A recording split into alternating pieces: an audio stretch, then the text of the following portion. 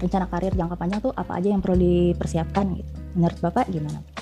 Ya, yang pertama kita harus long termnya seperti apa ya, misalnya contoh 5-10 tahun ke depan seperti apa, dan juga value dan passions-nya. Kadang-kadang ya itu ya, kapasitas kita seperti apa, dan kita harus tahu gitu apa yang kita mau coba explore gitu di kemampuan kita, dan juga kebutuhan industri dan juga life balance ya, karena gak hanya untuk dari sisi akademik, dari sisi sosial, dari sisi karakteristik juga penting bagi personal tersebut untuk grow lebih baik lagi. I mean, kalau misalnya kita bayangin atau misalnya tentang terms upscaling sendiri, kan kita sebenarnya bisa belajar dari manapun gitu ya.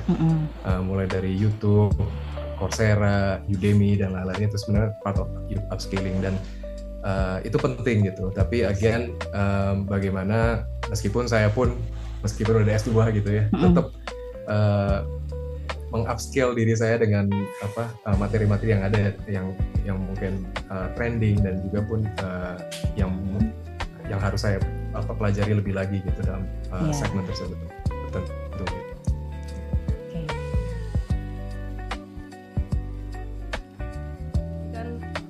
Butuh sesuatu yang lebih gitu kan, butuh pendidikan yang lebih gitu kalau kita mau naik suatu level gitu. Makanya ini sebuah game changer gitu, karena kan kalau memang pengen perubahan yang cukup signifikan, nambah pendidikan itu penting banget gitu, karena S1 atau S2 itu sebenarnya bukan hanya sebagai gelar aja, tapi itu bisa membuka peluang baru nih. Contohnya kayak mungkin promosi jabatan baru, atau mungkin rotasi lintas divisi, atau bahkan pengen yang pindah industri sekalian, itu mungkin bisa banget nih nambah pendidikannya, nambah level pendidikannya. Terus mungkin kan karena kita semakin banyak belajar, semakin dapat ilmu, juga mengasah kita untuk bisa berpikir kritis, terus juga bisa membuat kita untuk berwawasan luas lagi nih terkait strategic thinking. Terus mungkin nambah juga jaringan profesional, karena kan pasti ketemu orang lebih banyak lagi, dosen yang berbagai macam latar belakang lah gitu. Terus mungkin bisa menjadi nilai pembeda gitu dibandingkan dengan kandidat lain kalau misalnya kita pengen apply ke suatu kerjaan gitu. Jadi bisa menambah value dari diri kita sendiri gitu sebab.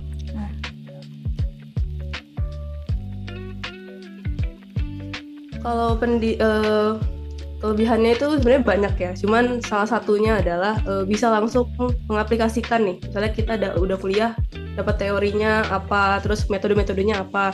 Karena kita udah kerja juga, jadi bisa langsung mempraktekkan tuh apa yang didapat di kuliah gitu. Karena relate banget, betul. Jadi bisa memudahkan kita lah dalam bekerja tuh, dapat metode baru atau dapat referensi baru nih di kampus gitu. Terus juga bisa meningkatkan nilai di mata atasan ya mungkin, karena terlihat kalau kita misalnya nambah pendidikan lagi itu kan berarti orang pikirnya dia nih punya inisiatif untuk mau berkembang nih gitu. Jadi punya growth mindsetnya juga. Terus kemudian menambah modal sosial dan profesional, jadi lebih bisa beradaptasi dengan teman-teman yang lebih banyak lagi di industri yang berbagai macam lagi gitu. Jadi lebih bisa berkembang lah, baik buat diri sendiri maupun untuk dunia profesional. Iya, jadi pendidikan sama karir jalan selaras. Betul, gitu ya. Itu wajib sih. Wajib banget itu. Oke, mungkin tantangannya boleh dibantu next slide. Yang pertama itu pasti manajemen waktu ya, karena membagi waktu antara bekerja sambil kuliah itu PR banget gitu, apalagi kerjanya dari jam 8 sampai jam 5 contoh, terus nanti malam kuliah lagi jam 7 sampai jam 10, itu pasti harus pintar-pintar membagi waktu gitu. Jadi solusinya ya paling cari kampus yang memang punya jadwalnya tuh memang menyesuaikan juga sama kebutuhan kita. Kalau misalnya kita kerjanya jam 8 sampai jam 5 ya berarti cari kampus yang mungkin online atau dia kuliahnya weekend gitu. Jadi cari yang lebih fleksibel, terus mungkin harus maksimalin nih waktu weekend sama waktu kerja. Jadi kalau waktu kuliah sama waktu kerja gitu. Jadi benar-benar fokus di salah satunya gitu. kemudian pasti lelah ya, capek gitu, capek fisik, capek mental. Karena capek fisik kan pasti harus ke kampus. Mungkin kalau saya case-nya Sabtu mesti ke kampus ya. Kalau misalnya Senin sampai Jumat ke kantor gitu, harus berangkat ke kantor gitu. Terus malamnya kuliah lagi, itu pasti menguras tenaga gitu. Jadi paling emang harus tetap prioritasin kesehatan sih. Jadi ya rutin konsumsi vitamin juga mungkin salah satunya. Terus harus itu. Iya, bangun support system juga gitu kan. Jadi teman-teman kita bisa mendukung lah, cari teman-teman yang bisa mendukung kita untuk bisa berkembang dan bisa memudah support kita untuk bisa maju gitu di kuliah maupun di pekerjaan. Kemudian yang terakhir itu udah pasti biaya pendidikan karena cukup lumayan berat. Jadi paling solusinya itu bisa nyari skema cicilan yang sesuai dengan kebutuhan kita gitu. Biasanya di kampus-kampus juga menyediakan, atau mungkin nyari beasiswa juga, atau mungkin mengajukan bantuan ke perusahaan, atau mungkin kalau sekarang nih teman-teman Bapak Ibu atau rekan-rekan yang udah menjadi anggota Koparkanitra bisa juga mengajukan student loan. Nanti akan dijelaskan mungkin yang lebih lanjut gitu.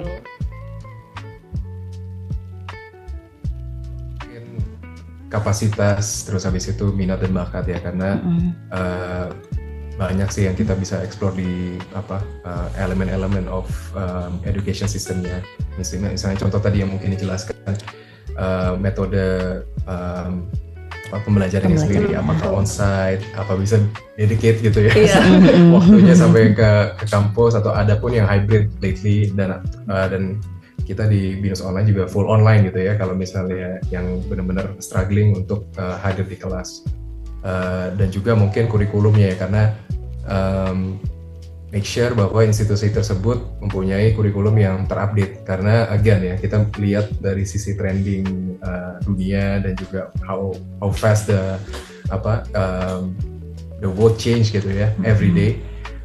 Kita harus make sure bahwa institusi tersebut related dan juga bisa relate dengan apapun yang ada di industri, dan juga make sure bahwa fleksibel waktu dan juga sistemnya, karena again kalau misalnya balik lagi untuk yang udah bekerja dan juga para profesional gitu ya, mempunyai day to day, weekdays yang cukup padat gitu ya, make sure bahwa sistemnya juga fleksibel, mungkin dari sisi kelas dan juga assignment dan lain-lainnya. Dan juga yang terakhir akreditasi dari atau reputasi ya dari institusi tersebut, karena ya again kalau misalnya tadi dibilang oleh Mbaknya, kalau bahwa edukasi itu seperti investment gitu ya, make sure bahwa we invest di satu institusi yang udah benar-benar mempunyai reputation yang baik, dan juga karena banyak ya sekarang mungkin di tahun lalu gitu ya, ada banyak institusi atau universitas yang tidak baik gitu ya reputasinya, dan sangat disayangkan ya, kalau misalnya udah kita invest, kita belajar, dan juga nggak mempunyai misalnya contoh nantinya sarjana yang nggak kepake atau something like that gitu. Jadi keempat hal itu yang menurut saya sih penting ya, bagi mungkin calon mahasiswa atau calon students untuk di explore gitu ke depannya. Baginya gimana ya? Sebenarnya waktu awal-awal saya juga agak struggling ya, karena kerja jam 8 sampai jam 5, terus habis itu malamnya kuliah lagi, itu juga agak keteteran di awal, tapi kemudian lambat laun udah mulai bisalah terbiasa gitu. Yang pertama tuh pasti bikin priority setting dulu, jadi to-do list mana aja nih yang harus dikerjain minggu ini, atau bahkan mau itu tugas, mau itu kerjaan, itu saya coba gitu untuk tulis apapun itu, karena kalau nggak ditulis tuh lupa gitu. Jadi bisa pakai ditulis dulu prioritasnya apa aja, kemudian hindari multitasking, karena yang tadi udah saya juga ceritain, kalau misalnya kuliah ya udah kuliah, kerja ya kerja gitu. Jadi waktunya benar-benar harus dimanfaatin, karena kalau kita misalnya salah satu aja nggak maksimal, pasti kan akan berdampak ke yang lainnya. Contoh misalnya ngerjain tugas pas di jam kantor, wah itu udah nggak boleh banget tuh, karena kan kita udah harus ngerjain kerjaan yang memang udah sesuai porsinya lah gitu. Nanti KPI-nya nggak achieve, terus habis itu hasil tugasnya juga nggak maksimal karena kan nggak fokus gitu kebagi. Kemudian komunikasi ini juga penting banget karena komunikasi ke atasan terutama ya kalau kita yang bekerja, supaya lebih atasan bisa memahami juga kalau kita tuh lagi ada kegiatan yang lain juga nih. Jadi mungkin ada beberapa waktu yang mungkin kita mesti bagi pekerjaan sama kuliahnya gitu. Jadi kalau udah dikomunikasiin di awal tuh lebih enak gitu. Kemudian yang terakhir ada pakai tools time management. Ini mungkin udah banyak banget ya beberapa tools untuk manajemen kita. Contoh kayak misalnya bisa pakai Notion atau misalnya Trello sebagai untuk bantu aja lah gitu. Cuman kalau saya sih lebih prefernya pakai kalender aja yang biasa atau di buku catatan gitu. Jadi buat nulis nih apa aja tadi to-do listnya. Jadi supaya lebih terstruktur. Jadi kerjanya tuh bisa tahu mana yang harus diprioritasin gitu.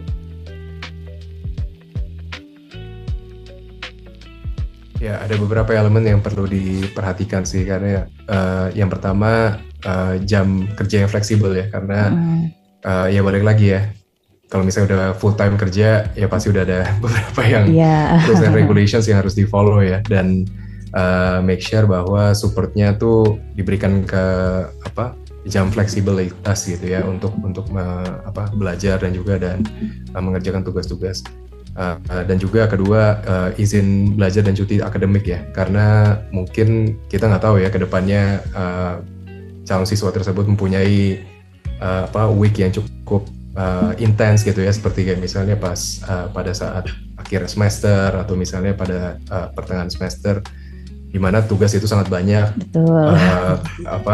Final exam itu sangat-sangat intens gitu ya. Kalau misalnya nggak belajar dengan baik kan fail-nya udah pasti sangat-sangat disayangkan gitu kan. Dan hopefully corporate, pemerintah, company memberikan kebebasan tersebut gitu ya. Dan juga yang tadi mungkin dimention juga pinjaman pendidikan gitu ya, itu sebagai support yang sangat baik sih dari sisi sistem, karena mungkin itu dari ada pinjaman koperasi atau misalnya dari sisi support divisinya, membuat motivasi sih untuk individual tersebut lebih berani lagi gitu untuk maju ke S1 atau S2-nya gitu mungkin. Ya baik. Yang terakhir ini tadi ada bagian terkait pinjaman pendidikan nih, yang pasti harus melalui penyedia yang terpercaya ya. Contohnya ada di Kanetra Education. Oke, mungkin kalau misalnya pendidikan yang fleksibel sih ya, fleksibel, mempunyai reputasi yang baik, dan juga dari sisi overall institutionsnya yang memadai gitu ya, karena kita tahu kebutuhan student dari fresh grade dan juga student yang sedang bekerja itu sangat berbeda. Itu karena kita tahu bagaimana stres yang sudah bekerja tersebut, dan dari khususnya waktu yang tadi sudah mention juga, itu sangat-sangat precious gitu ya, sangat-sangat penting bagi mereka, karena jika tidak kurikulum atau misalnya programnya tidak fleksibel, itu pun yang jadi hambatan gitu ya untuk individual tersebut untuk sukses gitu. Dan juga dari sisi kurikulumnya, kita harus tahu apakah kurikulum tersebut yang memadai gitu untuk long term individual tersebut, karena banyak sekali ya kurikulum yang sudah di-develop oleh beberapa universitas dan juga bisa dibanding gitu ya, kalau misalnya which one yang terbaik atau which one yang diakuin atau misalnya yang mendapatkan akreditas dan lain-lainnya. Dan juga akreditas ya, kita di BIAS Online sangat-sangat fortunate dan bersyukur di tahun lalu kita mendapatkan first rank ya di Asia. Keren. Jadi kita salah satu program online yang terbaik di Asia. Jadi sangat-sangat bersyukur gitu, dan juga di Indonesia. Jadi ya itu banyak sekali pengorbanan juga dari tim gitu ya. Tim-timnya. Tapi ya again make sure bahwa kita mendevelop yang sesuai dengan benar-benar yang dibutuhkan oleh calon students kita, dan juga experience-nya seperti apa, dan hopefully apa yang sudah bisa kita rancang atau kita desain hopefully bisa diikutin gitu, dan bisa diserapi oleh calon-calon students kita juga gitu.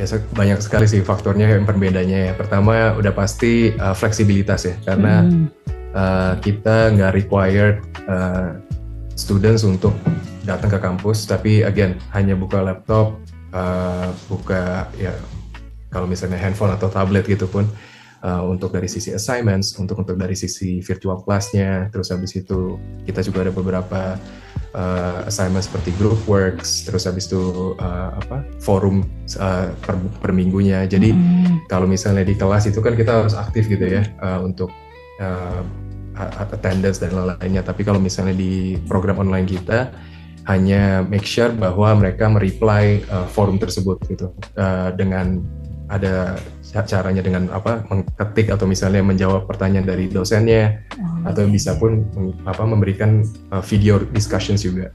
Jadi ya seperti ini gitu. Jadi merekam diri sendiri, memberikan thoughts kita atau apa yang kita pikirkan tentang pertanyaan tersebut gitu. Dan terus banyak juga mungkin dari sisi biaya juga ya, karena misalnya kalau kita nggak datang ke kampus kan berapa banyak biaya misalnya dari sisi transportasi dan lain. Dan di BINUS online sebenarnya compare to regular tuitions, kita hitungannya sangat-sangat cukup affordable. Jadi harusnya bisa lebih lebih cost efficient lah dari sisi sistemnya. Dan juga kualitasnya kita juga sangat-sangat dijaga, karena banyak sekali lembaga divisi dari, jadi sebenarnya BINUS online itu tidak terpisah gitu dari BINUS University, tapi it's part of BINUS University. Tapi we have our own divisions lagi yang make sure bahwa programnya itu bisa selalu up to date, berjalan dengan lancar dan lain-lainnya gitu ya. Dan juga di BINUS online ada mungkin, jika teman-teman atau misalnya mau explore tentang BINUS online, bisa cek di websitenya. Di sana ada sections called Explore BINUS Online. Nah di sana ada at least features namanya online trial class, di mana calon student atau calon mahasiswa bisa mengeksplor apa aja sih kalau misalnya jadi mahasiswa ya. Kita kasih trial class gitu ya for 1 atau 2 weeks gitu. Jadi bisa berinteraksi dengan dosennya, bisa mendapatkan virtual class versi Zoom-nya dan lain-lainnya, dan juga mungkin mendapatkan apa aja sih benefits sebagai BINUSian gitu di sana. BINUSian, keren namanya. BINUSian. Gitu. Ya mungkin bisa saja asal ada komitmen. Ya itu mungkin tadi udah di-mention ya. Semua orang bisa, sampai saya juga kemarin di 2 wisuda lalu, itu ada salah satu wisudawan yang umurnya 63, itu saya juga kaget gitu. Salah satu wisudawan yang tertua, tapi ya itu dia bisa akhirnya lulus, dan juga kita sangat-sangat appreciate itu. Jadi pendidikan itu nggak mengenal umur. As long as kita mau berkomitmen, mau belajar, mau grow gitu kan, growth mindset sangat-sangat penting gitu. Bagaimana kita mengembangkan dirinya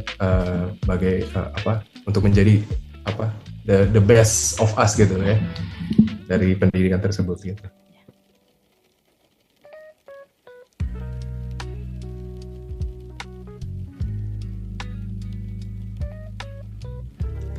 Bisa, kita sebenarnya hampir semua intake kategori sangat-sangat available sih, mulai dari SMA, D3, even kalau misalnya udah profesional pun tetap masih bisa kita akui, karena yang tadi kita udah bahas ya tentang RPL program, karena RPL itu singkatan dari Recognitions of past learning. Jadi kompetensi yang sudah ada kita waive as part of their class, dan setelah itu mungkin dari 4 tahun bisa turun mungkin yang tadi dibilang oleh Bu Kitsi ya, jadi 2,5 tahun atau 3 tahun sesuai dengan apa yang dia bisa berikan gitu ya dari sisi experience-nya. Tapi again dari SMA yes kita sangat-sangat open to it.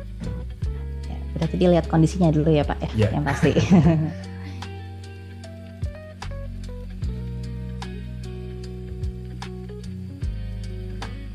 Mungkin untuk Mas Dimas, kita di Binus Online ada jurusan teknik industri yang sangat-sangat related dengan teknik mesin, tentang industri, tentang mechanical dan engineering sih.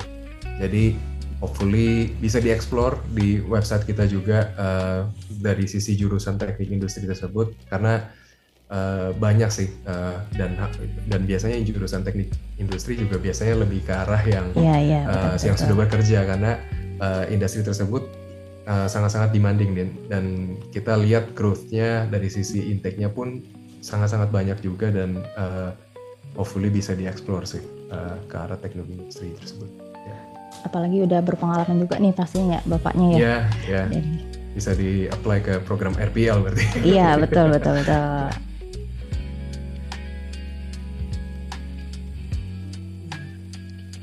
Nah ini mungkin Kitsi ya lebih bisa jawab agak intens ini ya jawaban. Tapi bisa kemungkinan besar kalau nggak saya salah ya hampir tinggal 1 tahunan ya kalau nggak salah ya, 1 tahun, 1,5 tahun ya, berarti kalau misalnya benar-benar di full akui berarti 1,5 tahun yang mereka harus required untuk belajar full online itu tersebut.